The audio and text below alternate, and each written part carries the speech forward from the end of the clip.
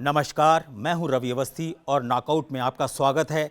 आप इस वक्त की सबसे बड़ी और खौफनाक खबर को अच्छे से जान लीजिए। हॉर्मुज़ के अंदर ओमान की खाड़ी में ईरान की 2 गनर बोट्स ने सीधे सीधे जहाज़ों पर भीषण बमबारी शुरू कर दी है और जिसकी पुष्टि खुद ब्रिटेन की समुद्री एजेंसी UKMOT ने क्लियर कर दिया है।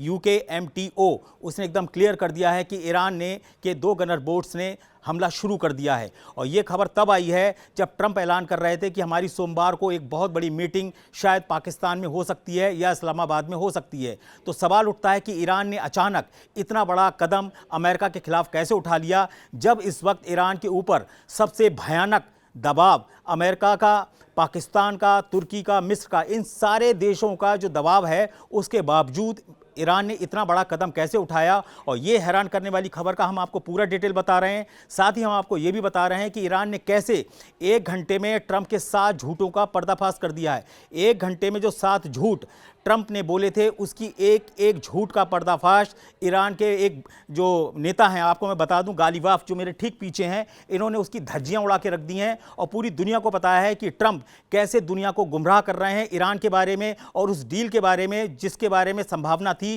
कि शायद पाकिस्तान में सोमवार को ये डील संभव है। अभी तो खबर ये भी आ रही है कि ईरान का जो यूरेनियम है वो पाकिस्तान नहीं जाने वाला है, वो हो सकता है कि चीन चला जाए और चीन ने इसके स्पष्ट संकेत दे दिए हैं। उसके ऊपर अभी तक ईरान ने कोई पुष्टि नहीं की है, लेकिन ऐसा माना जा रहा है कि हो सकता है कि ईरान अपनी गुप्त डील के तहत रूस की जगह चीन में अपना यूरेनियम को रखवा दे। हम इस पूरी खबर का डिटेल बताएंगे, लेकिन सबसे पहले आप इस खबर को अच्छे तरीके से समझ लीजिए कि आखिर ऐसा क्या है कि ट्रंप ने, सबसे पहले ईरान ने हॉर्मुज़ को पूरी तरीके से बंद कर दिया है। आपको पता ही है कि 17 अप्रैल को ऐलान किया था ईरान ने कि हमने हॉर्मुज़ को पूरी तरीके से खोल दिया है, कोई भी व्यापारिक जहाज आएगा जाएगा, हम उसको नहीं रोकेंगे। लेकिन मुश्किल से 8 या 10 घंटे के बाद ही आज ईरान ने इतना बड़ा फैसला ले लिया और उसने सबसे पहले क्या किया, हॉर्मुज़ स्ट्रेट को पूरा बंद कर दिया है और बोला है कि अब हम जो अमेरिका की नाकेबंदी है पूरे इलाके में, जिसके लिए 16 युद्धपोत सेंट्रल कमांड ने घेरा हुआ है ईरान को 3 लेयर की तरफ से,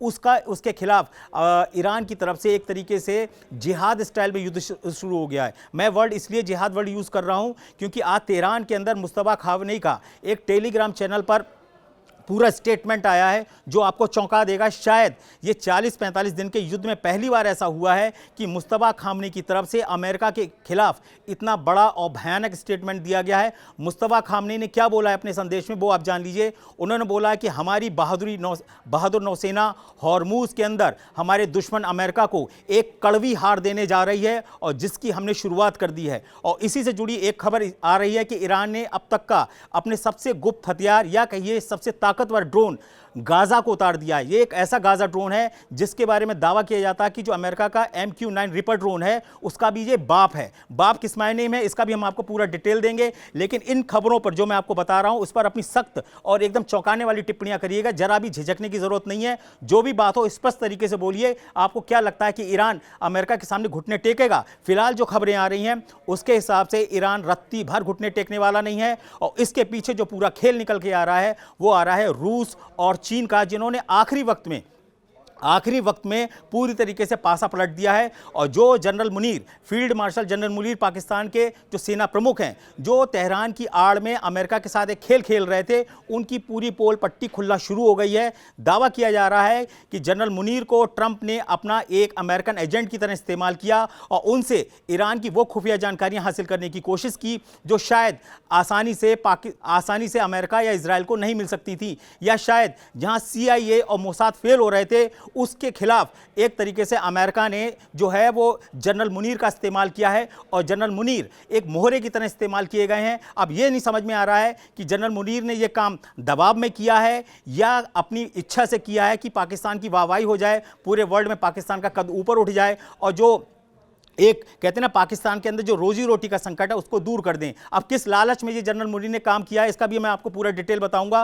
पहली खबर आप अच्छे तरीके से ये समझ लीजिए कि हॉर्मुज़ ईरान ने पूरी तरीके से बंद कर दिया है। उसकी जो स्पीड बोट होती हैं, जो गनर बोट्स होती हैं, उन्होंने जहाज़ों पर हमले शुरू कर दिए हैं। दावा किया जा रहा है कि अमेरिका के जो 16 युद्धपोत थे उनमें से एक भी युद्धपोत जो ईरानी युद्धपोत जो गनर बोट्स हैं उनको रोक नहीं पाई हैं, उन्होंने सीधा जहाज़ों के ऊपर अटैक किया है। तो ये हैरान करने वाली बात सामने आ रही है कि आखिर ये कैसे संभव है। और दूसरी इंपॉर्टेंट बात यह है कि जो ईरान की स्पीकर हैं, ईरान की संसद के स्पीकर मोहम्मद बागेर गालिबाफ, उन्होंने बोला है कि मैंने ट्रंप के साथ झूठ पकड़े हैं। और उन्होंने पूरी दुनिया को बताया है कि कैसे जो ट्रंप हैं वो पूरी दुनिया को ये बताने की कोशिश कर रहे हैं कि ईरान घुटनों पे आ गया है। उन्होंने बोला है कि ट्रंप ने जो सबसे पहला और बड़ा झूठ बोला, उसके मुताबिक उन्होंने ये बोला था कि ईरान हमसे बातचीत के लिए गड़गड़ा रहा है, वो चाहता है कि ये सीज़फायर हो, वो आगे भी लंबा हो। उन्होंने कहा ये बिल्कुल गलत है, ऐसी हमारी कोई बात नहीं। दूसरी उन्होंने बात बोली कि ट्रंप ने कल बोला था कि हमें ईरान अपना यूरेनियम सौंपने को तैयार हो गया है और उनके लीडर से हमारी बात हो गई है। गालिबाफ ने बोला कि साहब, मैंने इससे बड़ा झूठा आज तक राष्ट्रपति पूरी दुनिया में नहीं देखा, जिससे कोई बात ही नहीं हुई है किसी नेता की। वो डंके की चोट पर बोल रहा है कि हमें ईरान अपना यूरेनियम देने जा रहा है, वो भी 460 केजी 60% संवर्धित यूरेनियम। आप चौंकाने वाली बात। दूसरी इंपॉर्टेंट उन्होंने ये बोली कि ट्रंप ने दावा किया था कि ईरान का एक बहुत ही बड़ा चेहरा जो गुप्त लीडर है और जो बहुत ही खतरनाक है, उसने हमारी सारी शर्तें मान ली हैं। यानी कि वो इनडायरेक्टली मुस्तफा खामनी की तरफ इशारा कर रहे थे।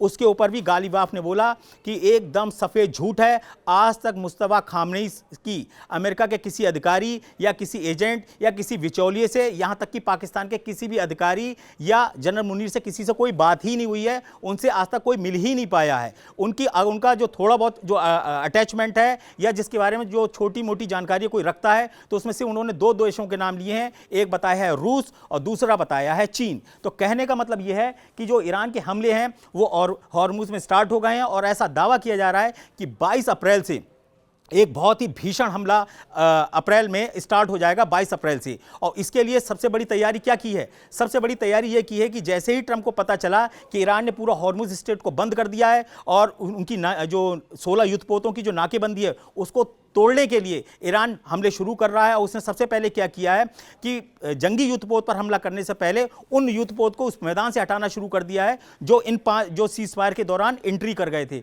तो यहाँ पे ईरान ने क्या बड़ा दिमाग से काम किया है कि सबसे पहले उसने जितने भी देशों के तेल टैंकर हैं उनको डरा धमका कर गन फायर करके सारे टैंकर्स को बाहर निकाल दिया है। और उसके बाद वो 16 युद्धपोत, जिसमें आपको बता दें 3 एयरक्राफ्ट हैं। एक तो आपको पहले से पता है USS अब्राहम लिंकन, जो शुरू से ही इसमें रहा है। दूसरी बात आई है कि जो जेरॉड उनका फोर्ट था, विमान भाग पोत, जो चला गया था और जो किसी द्वीप में जाके अपनी मरम्मत करा के आया, उसके बारे में दावा किया जा रहा है वो फिर से लौट कर आ गया है।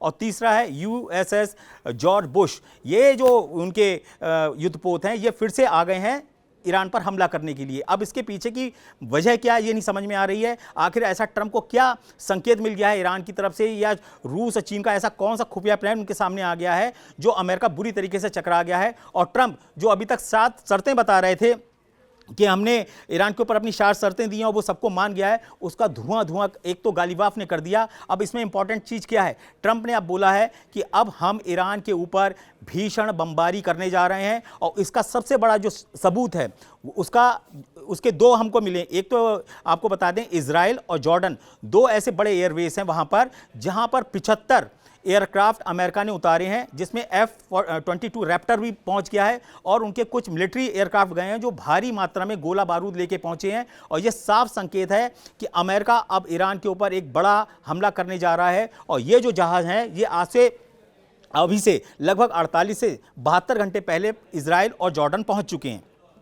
अब सवाल आता है कि जो गुरियन एयरवेस है इजराइल का, उसके बारे में दावा किया जा रहा है वहाँ पे कम से कम 14 ऐसे तेल टैंकर जो वो कहते हैं ना रिफ्यूलर्स होते हैं जो विमान को आसमान में तेल देते हैं, ऐसे 14 रिफ्यूलर्स को इजराइल में पहुँचाया जा चुका है। अब अमेरिका को ऐसा लगता है कि जो हमने खाड़ी देश में अपने रिफ्यूलर्स रखे थे उनको बचाना बड़ा मुश्किल हो गया था और ईरान ने आसानी से उनके बहुत सारे रिफ्यूलर्स को तबाह कर दिया था। अब ऐसा लग रहा है कि शायद गुरियन में एयर डिफेंस जो है इजराइल का वो इतना मजबूत है कि उनके रिफ्यूलर्स को बचा सकता है और इसीलिए 14 रिफ्यूलर्स को ईरान के गुरियन हवाई अड्डे पर पहुंचा दिया गया है। खबर को आगे बढ़ाते हैं। खबर अब यह है कि आखिर इसमें पाकिस्तान की पोल क्या खुली है। आपको अच्छे से याद होगा 11, 12 और 13 अप्रैल, ये वो 3 तारीखें हैं जब पाकिस्तान के इस्लामाबाद में बड़े स्तर पर बात हुई और जिसके अंदर 14 लोगों का डेलीगेशन ईरान की तरफ से आया, जिसमें आपको मैं पहले भी बता चुका हूं, फिर बता रहा हूं। उसमें 3 मुख्य चेहरे थे। उसमें नंबर पहला चेहरा था ईरान के विदेश मंत्री अब्बास अगारची, और दूसरा सबसे बड़ा चेहरा थे और जिनको चाणक्य बोला जाता है ईरान का,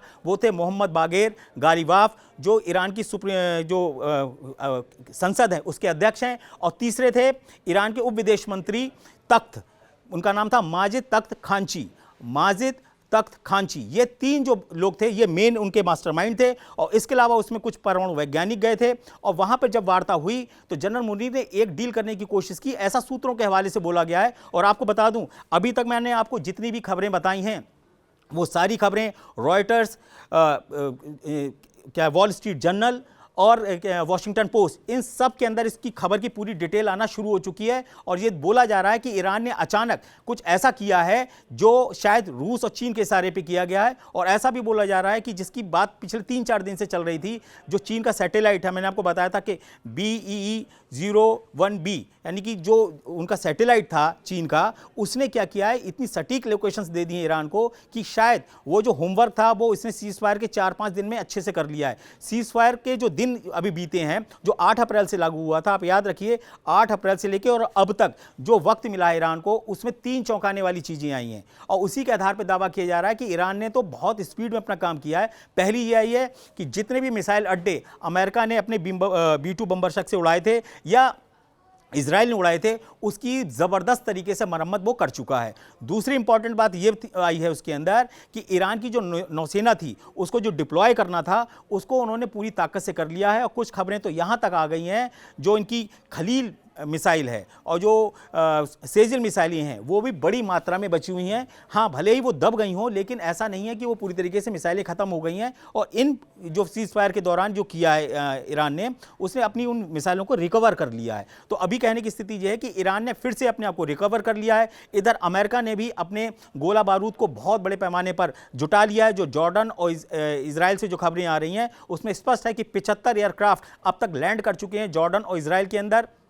अब जो गाज़ा अपना ड्रोन उतारा है ईरान ने, उसके पीछे की मंशा क्या है? उसके पीछे की सबसे बड़ी मंशा ये है कि वो करीब 35,000 की फीट की ऊंचाई तक उड़ लेता है, तो उसको आम तौर पे एयर डिफेंस जो है वो आसानी से डिटेक्ट नहीं कर सकते। दूसरी इंपॉर्टेंट बात है कि उसकी स्पीड बहुत तेज़ है, स्पीड बहुत तेज़ है और मारक क्षमता तो उसकी है लगभग 2000 से लेके 2500 किलोमीटर तक। तो कहने का मतलब ये है कि अब ईरान को अपनी जो मिसाइलों का बड़ा पैमाने पर इस्तेमाल करना पड़ता था, उसके मुकाबले ये जो उनका गाज़ा ड्रोन है, इसका नाम भी देखिए क्या रखा है, ईरान ने चुन के रखा है।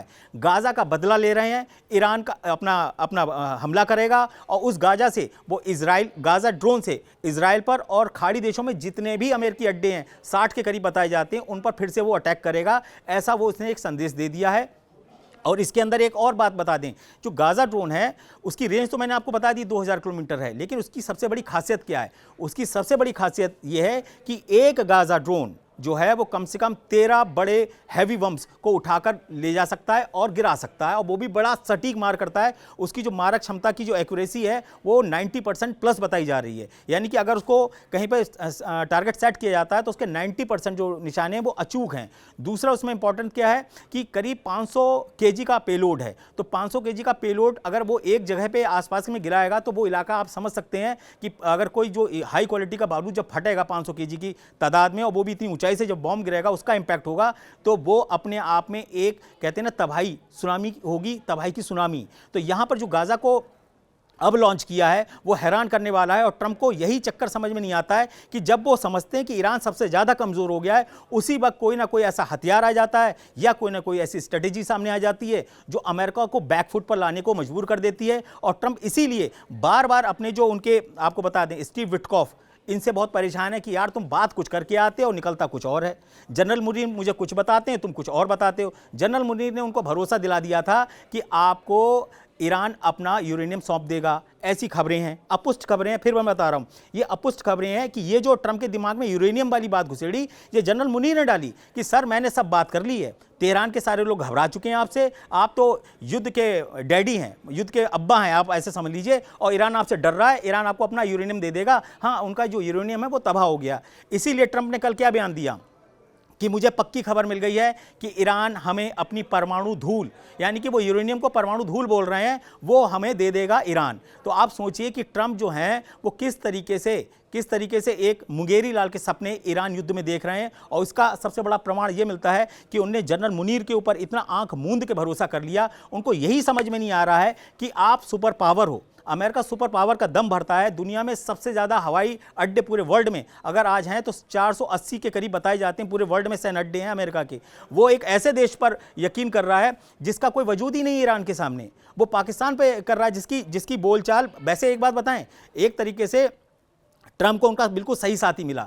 जैसे ट्रंप की बात का कोई भरोसा नहीं, वैसे पाकिस्तान के वादों का भी कोई भरोसा नहीं है। तो दोनों की जोड़ी बड़ी अच्छी मैच हो गई है और दोनों ने एक दूसरे पे भरोसा कर लिया और दोनों ने ये मान लिया कि अब जो ईरान है वो घुटने टेकने जा रहा है, वो हमको अपना यूरेनियम भी दे देगा, उसके अलावा उसकी मिसाइलें भी हमने तबाह कर दी हैं। और वो हॉर्मुज स्ट्रेट में जो हमने उसका नाकेबंदी की है 3 लेयर से की है, ओमान की खाड़ी, फारस की खाड़ी और हॉर्मुज स्ट्रेट, ये पूरे इलाके में 3 तरीके से ईरान को घेरने की कोशिश की गई है कि एक लेयर से अगर निकलेगा तो दूसरी में फंसेगा, दूसरी से नहीं तो तीसरी में फंसेगा। ये इसकी तैयारी कर रहा है। तो उतनी देर में उसने हॉर्मुज को ही बंद कर दिया और हमले भी शुरू कर दिए। अब सबसे बड़ा सवाल ये है कि जो अमेरिका को जो चोट पहुंची है हॉर्मुज स्ट्रेट के बंद करने से, वो सबसे बड़ी बात तो ये है कि ट्रंप जो कल तक रॉयटर्स पे चीख रहे थे, एसोसिएट प्रेस के ऊपर चीख रहे थे, सीबीसी न्यूज़ के ऊपर इंटरव्यू दे रहे थे, उनका मुंह जरा सा रह गया है कि ये इसने ईरान ने किया है। और आज जो तेहरान के अंदर से जो खबर निकल के आई मुस्तफा खामनेई की कि हमारी बहादुर नौसेना आपको एक कड़वी हार देने जा रही है हॉर्मुज के अंदर और हमारे हमले शुरू होने जा रहे हैं, उसने तो ट्रंप का बिल्कुल ही धुआं निकाल के रख दिया है। अब सबसे बड़ी खबर यह है कि जो पोल थी, पाकिस्तान की पोल कैसे खुली? पाकिस्तान की पोल इस तरीके से खुली कि उन्हें पूरा यकीन था कि अगर मंडे से सही तरीके से मीटिंग होगी तो हम पूरा यूरेनियम भी उनसे रखवा लेंगे और उनसे सारी चीज़ों पर दस्तखत कर लेंगे। यहीं पर जो गालिबाफ हैं, यही हैं वो मोहम्मद बागेर गालिबाफ, इनको आप अच्छे से देख लीजिए। और ये जब ईरान की संसद में चीखते हैं और जब बोलते हैं कि अमेरिका का नाश हो, अमेरिका को हम खत्म कर देंगे, तो इनके संग पूरी जो पलटन होती है ना, वहाँ संसद जितने भी होते हैं सब खड़े हो जाते हैं वर्दी में, और जो वर्दी पहन के बैठते हैं, ये आपको मैं बता दूं, ये वर्दी पहन के बैठते हैं ईरानी संसद के अंदर। और इनका जो ऑरा है, ये खुद आपको बता दें, ये खुद पहले एयरफोर्स में एक माहिर कमांडर रह चुके हैं IRGC के, और वहाँ से निकल के ये ईरानी संसद पहुँचे हैं। तो आप समझ सकते हैं कि एक फ़ौजी का दिमाग, और अगर वो किसी जिद पर आ जाए तो कैसा होता है। तो अगर देखा जाए कि ट्रंप की जिद का कोई जवाब दे रहा है तो हकीकत में वो गालिबाफ दे रहे हैं, क्योंकि अब्बास अगारची जो है वो डिप्लोमेट हैं, वो बहुत ही आराम से सलीके से बात करते हैं। उनके बात करने का तरीका और इनके बात करने के तरीके में कोई मैच ही नहीं है। अब आते हैं हम मेन खबर पर कि पाकिस्तान की पोल क्या खुली है और चीन क्या कर रहा है। चीन ने सीधा बोला है कि अगर वास्तव में ईरान का यूरेनियम सबसे बड़ा संकट है तो चीन इस बात की गारंटी देता है कि हम ईरान का यूरेनियम पूरी सुरक्षा के साथ रखेंगे, उसका कोई उपयोग नहीं होगा, और गारंटी के साथ हम इसे तब तक अपने पास रखेंगे जब तक कि पूरी दुनिया को यह ना लग जाए कि ईरान किसी भी तरीके का कोई न्यूक्लियर हथियार बनाने में इंटरेस्ट नहीं रखता है। लेकिन ट्रंप को यह भी बात चुभ रही है कि कल तक तो रशिया बोल रहा था कि मैं गारंटी देता हूं, आप हमें ईरान का यूरेनियम दे दो, आज तो चीन भी बोलने लगा है। तो अब उनका दिमाग ठनक रहा है कि ये तीनों लोग अब तो खुलकर सामने आ गए हैं। और आपको बता दें इस वक्त क्या चल रहा है, इस वक्त तुर्की के अंदर लगभग 50 देशों की एक ऑनलाइन मीटिंग चल रही है, और वो भी किस पे कि हॉर्मुज को बंद कर दिया गया। आप क्या करें? दावा किया जा रहा है कि अगर ये मामला आगे बढ़ गया और 22 अप्रैल से भयंकर हमले शुरू हो गए, ईरान ने तो शुरू कर दिया है, ईरान ने तो तेल टैंकरों पे हमले शुरू कर दिए हैं, लेकिन अगर ये 22 अप्रैल से भीषण हमला शुरू हो गया तो कच्चा तेल $150 तक जाएगा। और अगर ऐसा हुआ तो ईरान जो है वो पूरी दुनिया की अर्थव्यवस्था को कंट्रोल कर लेगा और ट्रंप को झुकना पड़ेगा उन 50 देशों के सामने। और आपको इसमें यह भी बता दूं कि भारत भी इस वार्ता में शामिल है, भारत की तरफ से प्रतिनिधि इसमें ऑनलाइन शामिल हैं हॉर्मुज स्ट्रेट को खुलवाने के लिए। अगुवा कौन बना है? उसमें फ्रांस और ब्रिटेन बना है, तुर्की की जगह को चुना गया है ताकि हम इस पूरी खबर को और पूरे हॉर्मुज को खुलवाएं और ट्रंप पर एक दबाव बनाएं कि भाई देखिए, जब सीज फायर हो गया है और उसने हॉर्मुज खोल दिया था, तब फिर आप नाकेबंदी क्यों नहीं हटा रहे हो? ट्रंप क्या कह रहे हैं कि तुम हॉर्मुज खोल दो, मैं अपना जो नाकेबंदी वो नहीं हटाऊंगा। ये कौन सी जिद है? ये किस तरीके की जिद है जो ईरान के ऊपर थोपी जा रही है? उसे मजबूर किया जा रहा है कि तुम अपने वजूद का आखिरी युद्ध लड़ो। और इसका सबसे बड़ा जो आपको सबूत दिया है वो मुस्तफा खामनेई ने दे दिया है। उन्होंने खुलेआम बोल दिया है कि अब समुंदर में हम आपका फैसला कर देंगे। आपके जो 16 युद्धपोत हैं वो टुकड़ों में तैरते हुए इस अरब सागर और फारस की खाड़ी में नजर आएंगे, ओमान की खाड़ी में नजर आएंगे। तब आपको पता चलेगा कि ईरान की नौसेना कितनी आपने तबाह की है। आप भले ही दावा करो कि हमने ईरान के 154 जहाज़ों को तबाह कर दिया है, लेकिन हकीकत में ईरान की नौसेना की जो सबसे बड़ी ताकत है वो है उसकी स्पीड बोट और गन बोट और उसके वो समुद्री ड्रोन, जिसका अभी सही मायने में जो ईरान है उसने इस्तेमाल ही नहीं किया है। तो मैं अपनी खबर को पूरा कंक्लूड कर रहा हूं और आपको सिर्फ इतना बता रहा हूं कि ईरान ने अपने तेवर सख्त कर दिए हैं। ये हॉर्मुज़ को फिर से बंद कर दिया है। ट्रंप के साथ झूठों की धज्जियां उड़ाकर पूरी दुनिया को साबित कर दिया है कि ट्रंप से बड़ा झूठा राष्ट्रपति पूरी दुनिया में नहीं है। जो ईरान को घुटनों को पर लाने के लिए जो 7 झूठ बोले हैं उसको गालिब ने चुन चुन कर धाराशायी कर दिया है। कुल मिलाकर स्थिति यह है कि इसमें अगर ट्रंप भी धाराशायी हुई हैं तो इधर पाकिस्तान में जनरल मुनीर की जो हो रही है वो थू-थू हो रही है। 3 दिन का दौरा करके वो घर आ चुके हैं, उन्हें समझ में नहीं आ रहा है। आपको ये एक चीज़ और भी जोड़ देता हूं इसके अंदर। पहले ये खबर आई थी कि तेहरान से सीधे वाशिंगटन जाने वाले हैं जनरल मुनीर। अब पता चला है कि जब ये पोल पुट्टी खुलने लगी तो वो तेहरान से सीधे पाकिस्तान आ गए, यानी कि वहां नहीं गए। तो कहने का मतलब यह है कि पाकिस्तान में सोमवार को मीटिंग होगी या नहीं होगी, इस पे भी अब संशय के बादल उठ गए हैं। अब देखना होगा कि ईरान को काबू करने के लिए ट्रंप जो है अपना कौन सा ट्रैप लाते हैं या क्या करते हैं। कुल मिलाकर आपकी जो भी इस पर अपने विचार हों, जो भी टिप्पणियां हों, जो चीज़ें मेरी सही नहीं लगी हैं या जो अच्छी लगी हैं, उन सब के ऊपर खुलकर बोलिए, खुलकर लिखिए और मुझे बताइए कि आपके हिसाब से ईरान ने जो अपना कदम उठाया है हॉर्मुज़ स्ट्रेट को बंद करने का और ईरान पर अमेरिका पर हमला करने का, उससे आप कितना इत्तेफाक रखते हैं, उसके समर्थन में आप कितने हैं, उसके विरोध में कितने हैं और ये युद्ध अब किस तरफ जा रहा है, इस पे आप अपनी टिप्पणियां जरूर करिएगा। तब तक के लिए जय हिंद। नॉकआउट में आज सिर्फ इतना ही।